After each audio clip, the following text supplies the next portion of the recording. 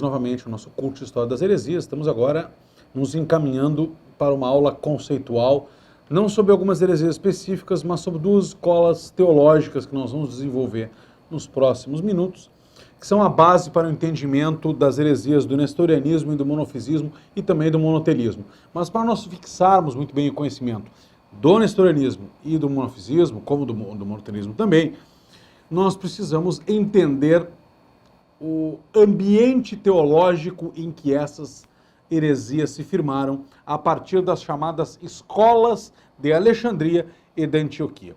Por escola de Alexandria, primeiramente, nós podemos entender dois conceitos. O primeiro é um movimento intelectual, um movimento cultural, artístico, científico, uma tradição filosófica, mais do que uma sede concreta, física, não era uma escola institucional, e sim uma tradição, um movimento, nesses aspectos intelectuais, culturais, artísticos, científicos, filosóficos, presente em Alexandria, no Egito, desde antes do advento do cristianismo, né? Tratava-se de uma designação coletiva para certas tendências em literatura, em artes, em ciências, na medicina, na astronomia, na cultura. Era realmente um movimento, não uma escola física, como nós já dissemos. Foi um movimento desenvolvido no contexto helenístico, né? Naquele contexto helenístico do Egito ptolomaico. Nós temos que entender que Alexandria, embora seja no Egito, a cultura daquela época, ainda mais Alexandria, ainda mais nessa cidade, era grega, era helênica, e depois romana, mantendo ainda sua tradição helênica, né? Com a presença de alguns elementos coptas tradicionais. Os coptas são referentes à cultura egípcia antiga, tradicional, faraônica, né? Mas em Alexandria não era só essa tradição dos faraós, era uma tradição grega, porque foi uma cidade já fundada por uma cultura helenística. Nós podemos citar alguns nomes deste grande movimento pré-cristão da chamada Escola de Alexandria, nesse conceito mais amplo. Né? Apolônio de Pérga, que era matemático, o astrônomo, o inventor Aristarco, né? Aristarco de Samos, o também Aristarco, mas agora Aristarco de Alexandria, que era gramático, era crítico literário, o Arquimedes, né? Afamado matemático e mecânico, todos estudamos no colégio, né, o Cono de Samos, que era astrônomo, o gramático Dionísio da Trácia, Eristrato, que era médico, o Erastótenes, que era filósofo, historiador, geógrafo, poeta, crítico teatral, matemático, astrônomo, né, ele acho que fazia o trivium com a trivium completo e ainda tinha mais disciplinas que ele estudava. O grande gênio da geometria, Euclides, também pertencia a esse contexto de movimento cultural alexandrino. O médico Herófilo, matemático e físico Heron, Exíquio, que era gramático, Hiparco, astrônomo, e o grande astrônomo e astrólogo Ptolomeu, né? Isso faziam parte deste movimento cultural chamado Escola de Alexandria. Muitos dos escritos desses pensadores e de outros pensadores mundo afora foram reunidos na famosa Biblioteca de Alexandria. Biblioteca de Alexandria, a grande Biblioteca de Alexandria, que é uma das maravilhas do mundo antigo, e que foi depois destruída, essa grande Biblioteca de Alexandria estava inserida no contexto desse movimento intelectual que era a Escola de Alexandria. O principal representante dessa Escola de Alexandria pré-cristã era o Plotino, fundador do neoplatonismo, principal nome da Escola de Alexandria. Mas nós temos também um segundo conceito da Escola de Alexandria, que aplica-se à intelectualidade cristã, que surgiu a partir desse movimento erudito pré-cristão, porque você já tinha uma efervescência cultural, já tinha uma tradição intelectual nessa cidade de Alexandria, de reunir intelectuais, de formar intelectuais, de ter tendências culturais.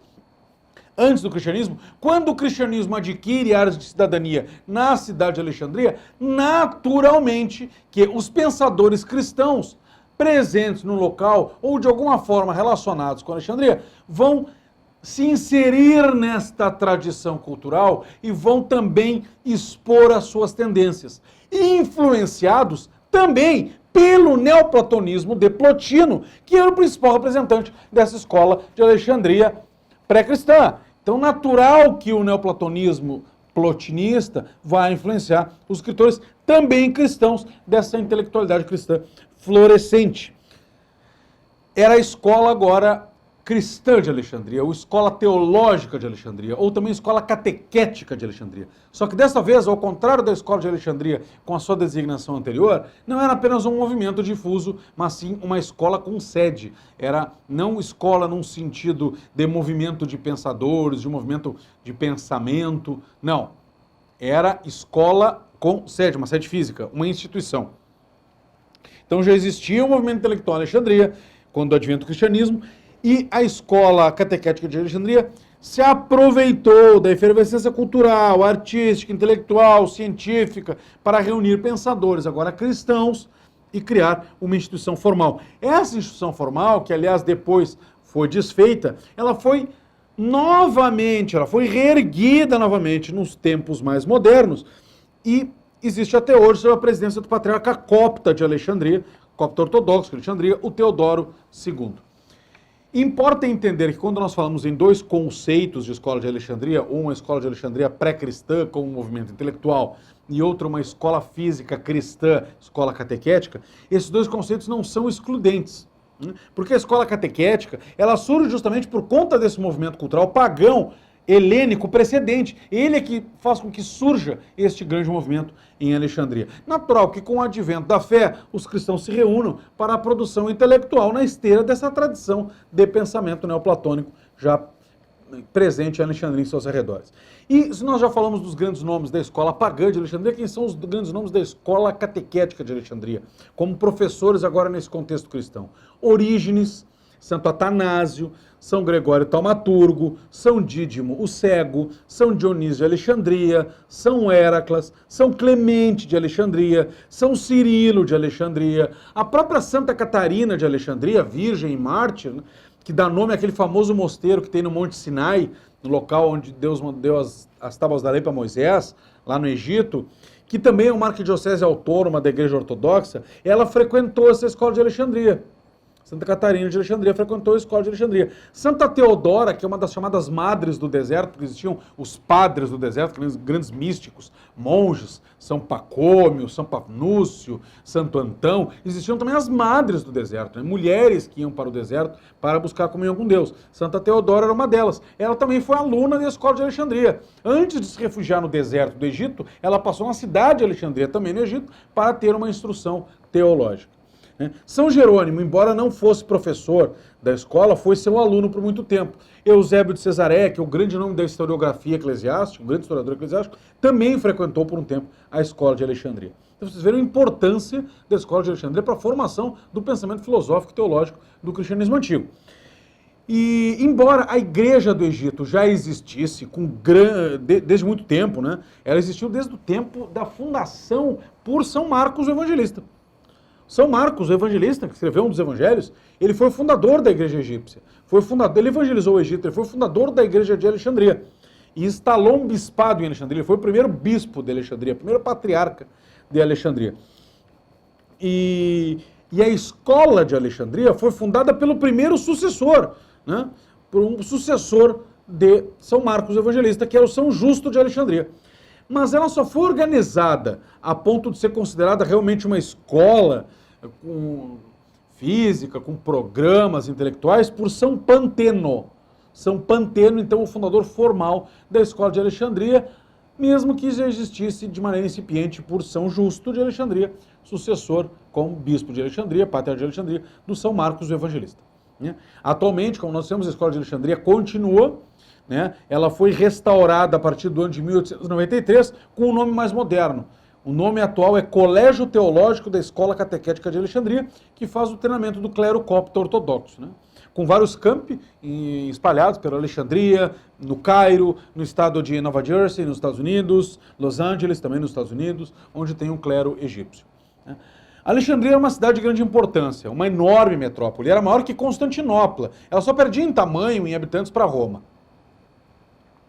Mas ela não era apenas grande em tamanho, em número de habitantes, como também ele era um centro comercial, um grande mercado, um entreposto entre a África, a Europa e a Ásia, produtor de filósofos, produtor de mercadores, contava com 1 milhão de habitantes, o que era um número impressionante para a época.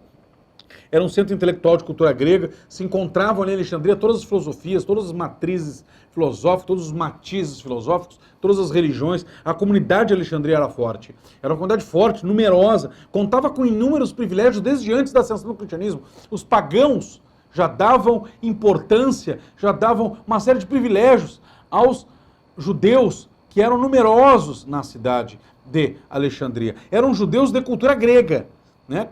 Originários lá de Israel, eles eram judeus mesmo, mas que começaram a entrar na cultura grega, falavam grego, se expressavam dentro da cultura grega, né, com uma administração autônoma, inclusive, dada para os pagãos. Os pagãos deram uma administração autônoma para os judeus.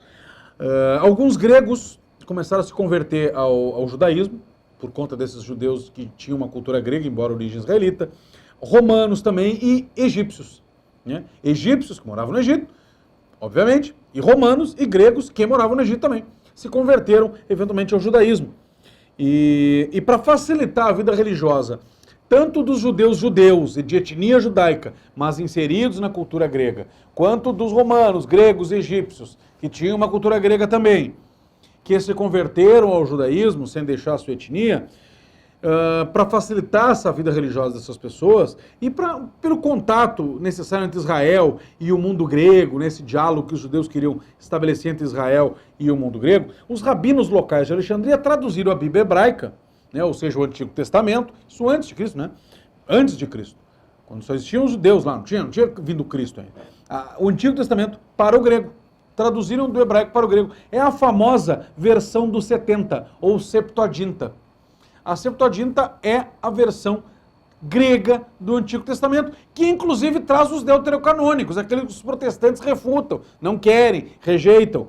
Ela não está presente, os deuterocanônicos não estão presentes no texto hebraico chamado massorético, texto massorético, mas estão na Septuaginta, estão em grego, estão nessa Bíblia que foi traduzida pelos rabinos em Alexandria. E essa versão de 70, apesar de trazer uns livros que não pertencem ao texto massorético, ela foi conhecida por Jesus. Porque Jesus citava várias passagens no Evangelho, dizendo, está escrito tal coisa, e se nós formos lá ver na Bíblia hebraica, no texto massorético, não estava escrito isso. Por quê? Porque esses textos que eram citados por Jesus não eram textos originais hebraicos do texto massorético, que nós temos hoje. Ou eram textos originais hebraicos que se perderam, isso nós temos só a versão grega, ou foram textos que só foram compostos em grego. Então Jesus cita trechos que só se encontram nos chamados deuterocanônicos. Esta Bíblia, versão do 70, ou Septuaginta, foi composta em grego por rabinos de cultura grega, na cidade de cultura grega de Alexandria. Produto, então, dessa efervescência cultural antes mesmo do cristianismo. Foi no contexto dessa filosofia grega, de direito romano, de espiritualidade também judaica, que os cristãos se destacaram em Alexandria. Porque esses judeus que já viviam lá, muitos deles se converteram com o anúncio de São Marcos. São Marcos foi lá pregar para os judeus que moravam em Alexandria. E foi pregar também para os pagãos que moravam em Alexandria.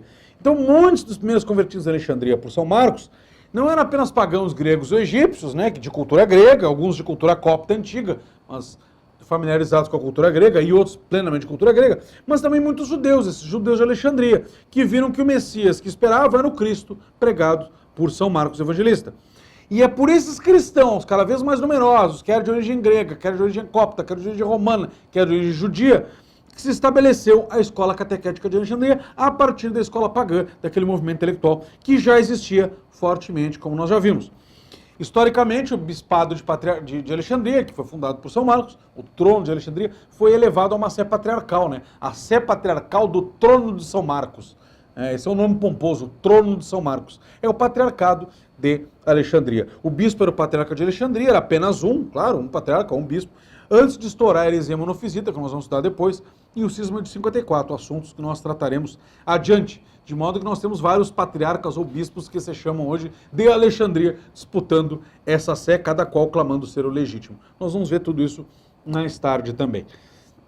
A escola de Alexandria, a escola catequética de Alexandria, ela não instruía o clero apenas, como que os preparasse para a ordem, como hoje faz a sua sucessora, né, o Colégio Teológico da Escola Catequética de Alexandria. Não, ela preparava o clero, mas frequentavam também a escola muitos fiéis que queriam crescer na instrução religiosa, fiéis que estavam se preparando para o batismo, que eram catecúmenos, quem já era batizado, mas queria ter um conhecimento doutrinário, naquela época, era um centro cultural católico para os cristãos daquela época, que até pagãos desejosos de estudar sem nenhuma intenção de conversão, ainda que muitos acabassem se convertendo também pelo ambiente que frequentavam.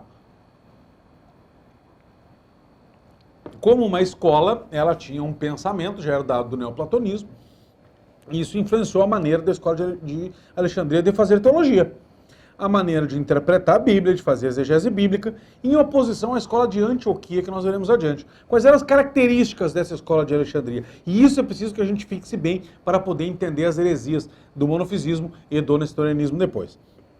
A característica principal da escola de Alexandria era uma exegese fortemente alegórica ou espiritual. Os teólogos alexandrinos, eles estavam preocupados e mais convencidos de que deveriam fazer uma exegese espiritual e alegórica, e que uma exegese meramente literal teria conclusões pouco adequadas ao conteúdo da fé. Então eles se empenharam em buscar um sentido mais profundo, mais misterioso, nos fatos, nos ensinos, nas cenas narradas nos textos bíblicos, né?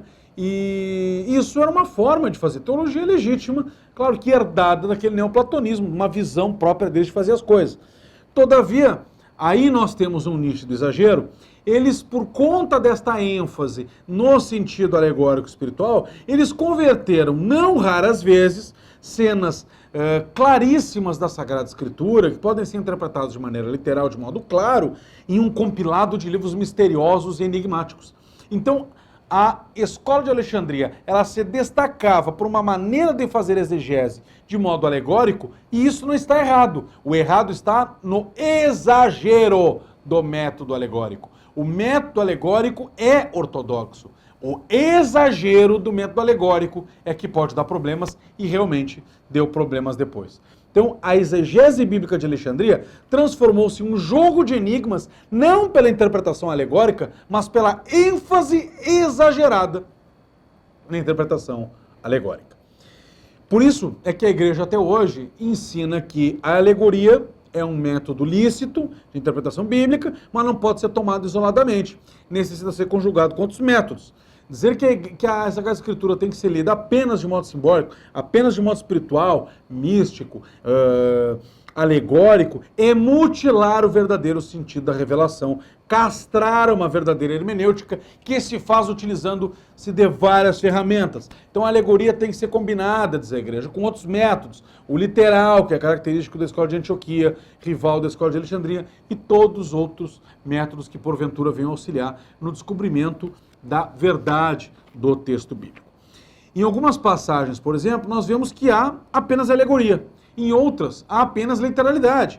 Porém, na maioria delas é possível ter os dois sentidos, e que não se excluem, se complementam e nos abrem uma maior riqueza teológica e exegética. Essa característica de exegese alegórica de Alexandria, como eu disse, não é uma característica coincidente. Ela não aconteceu por acaso, não é um acontecimento fortuito. Há uma razão para isso na escola. Essa vontade de mística, de simbolismo, de espiritualidade em demasia, de alegoria, ela já existia na escola pagã de Alexandria por conta daquele movimento intelectual anterior, e isso influenciado nas ideias de Plotino com o seu neoplatonismo. A escola catequética de Alexandria, então, ela não funda um método alegórico de exegese, mas ela pega o método alegórico de filosofia e o transfere para a interpretação bíblica. Os alexandrinos de antes de Cristo já eram alegoristas. Só que agora eles utilizam a alegoria para a exegese. O movimento anterior à escola catequética, ou seja, a escola pagã de Alexandria, já era mística, simbólica, espiritual, alegórica. Heráclito era muito simbólico, Platão já era muito simbólico, Plotino, que é o grande nome da escola de Alexandria pré-cristã, o fundador do neoplatonismo, ele era profundamente alegórico. E o platonismo se estabeleceu com força em Alexandria. O neoplatonismo era característica dessa escola e se continuou sendo a característica da escola catequética. Até mesmo um erudito judeu, agora nós estamos falando da escola antiga de Alexandria, né? Antes do cristianismo, tinha um professor, um estudioso, alguém que pertencia a esse grande movimento, que era um judeu erudito, chamado Filo de Alexandria. Sabe quem era um dos heróis desse judeu? Era Platão.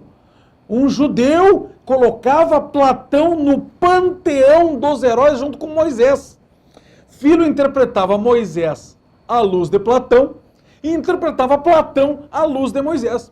Era um neoplatonismo mosaico, era um judaísmo platônico, ou um platonismo judaico. Ele chegou a fazer comentários ao livro bíblico do Gênesis, né, que os judeus também têm, judeu devoto que ele era, mas sempre procurando interpretações místicas, alegóricas, utilizando o sistema de Platão e renovado por Plotino. Então, já existia uma exegese do Antigo Testamento na escola de Alexandria pré-cristã que se utilizava da alegoria típica do neoplatonismo. Como consequência disso, em Cristologia, que é um tema muito afeito ao nosso curso por conta das heresias cristológicas, a escola de Alexandria sempre enfatizou, sobretudo a partir do Concílio Ecumênico de Nicéia I e do Concílio Ecumênico de Constantinopla I, que havia uma unidade entre a humanidade e a divindade de Cristo. O que é correto. Há uma unidade entre a humanidade e a divindade de Cristo.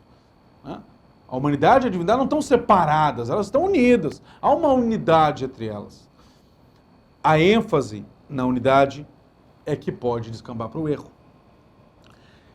Assim como a interpretação alegórica não está errada, o que está errado é o exagero e a ênfase apenas na interpretação alegórica, dizer que há uma unidade entre a humanidade e a divindade de Cristo é correto, mas o exagero na exposição e interpretação de como se dá esta união entre a humanidade e a divindade de Cristo, praticamente ou até mesmo explicitamente negando a distinção de naturezas, faz com que surja a heresia monofisita.